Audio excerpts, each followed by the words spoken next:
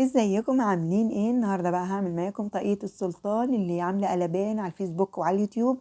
بس هعملها لكم بقى على طريقتي، بدون حليب وبدون بيض وبدون سمنة وبدون زبدة، وهتطلع معاكي هشة وطرية زي ما انت شايفة كده، وحاجة من الاخر. تعالوا نشوف الطريقة بتاعتنا. اول حاجة عندي 3 كوبايات من الدقيق، ولازم الدقيق يكون منخول كويس. هحط عليه نص معلقة صغيرة من الملح، ومعلقة صغيرة من البيكنج باودر اللي هي خميرة الحلويات، ونجيب المعلقة ونقلبهم كويس.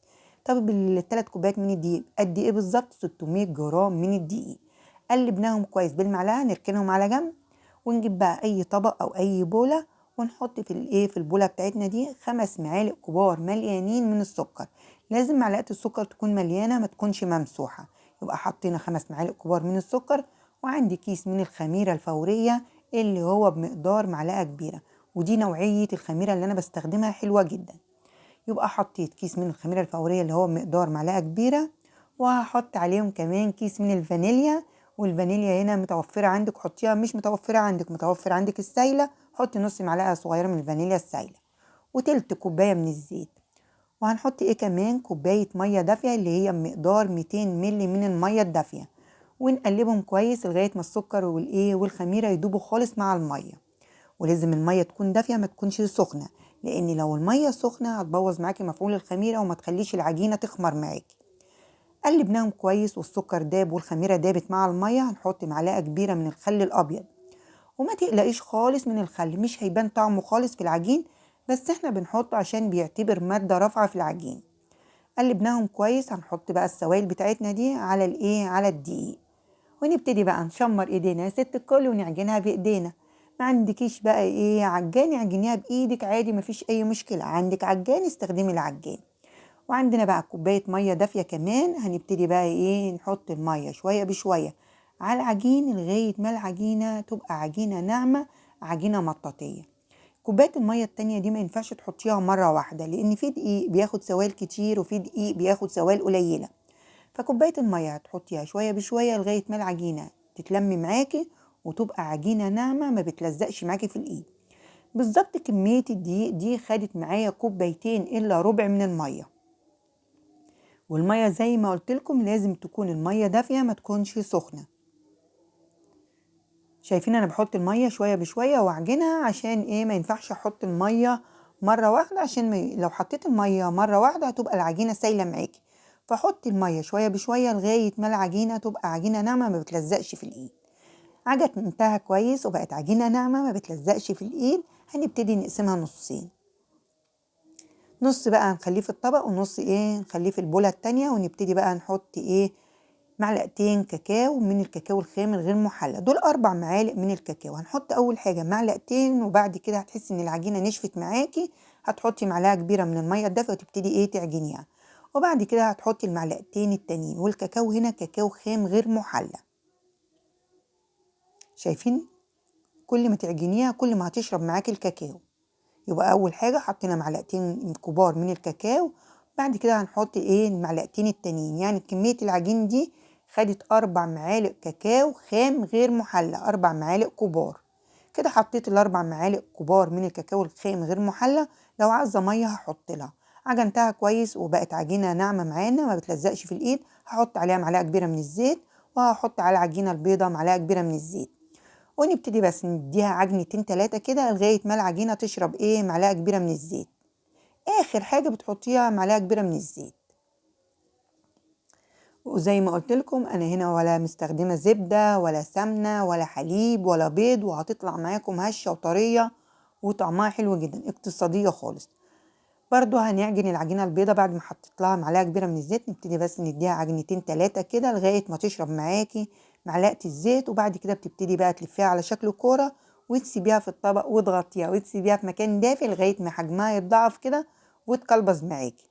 هي هتاخد معاكي ساعة الا ربع وتقلبز معاكي.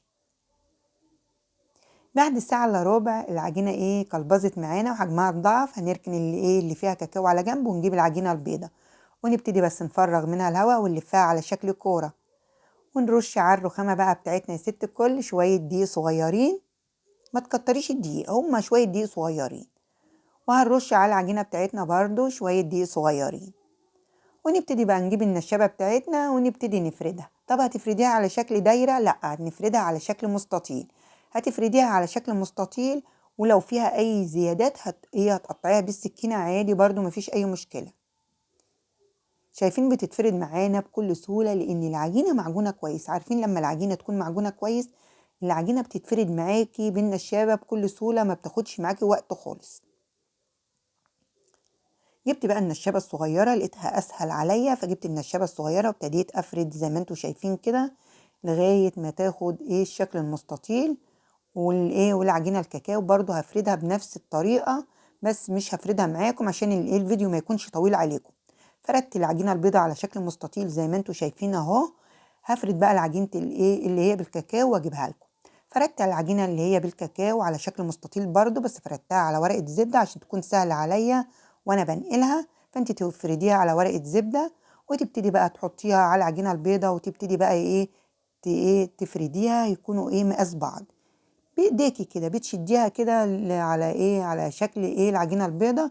ولو في شوية دقيق زي كده بتجيبي الفرشة وتحشيهم عادي مفيش اي مشكلة، او تمسحيهم بايديكي. فردت العجينة بالكاكاو مقاس العجينة البيضة. جبت بقى شوكولاتة شيبس زي ما انتوا شايفين اللي متوفر عندك. ممكن لو عندك قطعة شوكولاتة خام ممكن تبشريها على المبشرة اليدوية، لو عندك شوكولاتة سايحة عادي، لو عندك سكر بقرفة عادي، اللي متوفر عندك. الحشو حسب اللي موجود عندك. انا لقيت عندي شوكولاتة شيبس فحطيت شوكولاتة شيبس. وما تحطيش على العجينة كلها، حطي على تلتين العجين كده. حطيت على تلتين العجينة. ابتدي بقى الفها كده زي ما انتوا شايفين، وخلي تلت العجين التاني معلهوش اي شوكولاتة شيبس، بتتلف معاكي بكل سهولة. بعد ما لفيت العجينة هنبتدي بقى نجيب السكينة بتاعتنا او قطعة البيتزا اللي موجود عندك. هتجيبي بقى السكينة وتعملي شرطان كده، وكل واحدة مقاس التانية.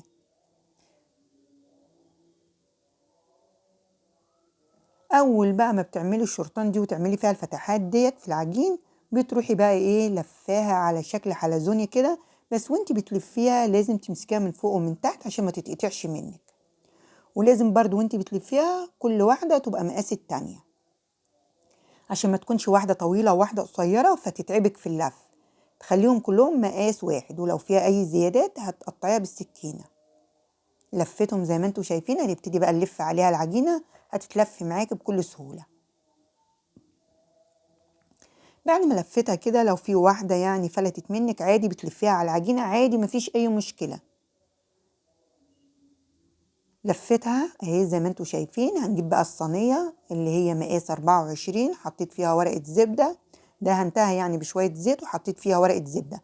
ما عندكيش ورقة زبدة عادي دهنيها شوية زيت صغيرين، وبعد كده بطنيها بشوية دقيق.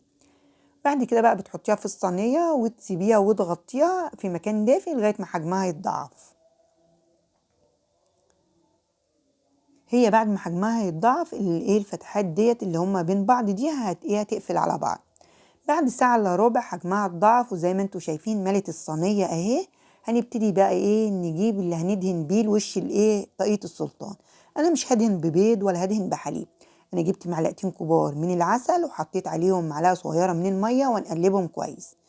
وبعد ما بقلب معلقتين كبار من العسل على معلقة صغيرة من المية ونقلبهم كويس، هجيب الفرشة وادهن طاقية السلطان بتاعتنا. ما عندكيش العسل الاسود ده ممكن تدهني بصفار بيض، ما عندكيش صفار بيض ممكن تدهني بالحليب اللي متوفر عندك. انا هنا بقى كان عندي عسل اسود فحطيت معلقتين كبار من العسل وعليهم معلقة صغيرة من المية وقلبتهم كويس. وبدهن بيها طاقية السلطان بتاعتنا بالفرشة. وانت بتدهنيها كده دهنيها بالراحة عشان ما تهبطش منك. بعد كده بقى بتكوني مشغلة فرن البوتاجاز على درجة حرارة 180 وبتدخليها على فرن ساخن على درجة حرارة 180 على الرف الأوسط لمدة قد لمدة 30 دقيقة. أنا بقى ما ولعتلهاش الشواية ولا أي حاجة. انت لو الفرن بتاعك ما فيهوش مروحة ومحتاجة إن هي تاخد لون من فوق، بعد 30 دقيقة ولعي لها آخر 5 دقايق الشواية من فوق هتاخد معاكي لون وحلوة جدا. هندخلها بقى الفرن على درجة حرارة 180 على الرف الأوسط لمدة 30 دقيقة.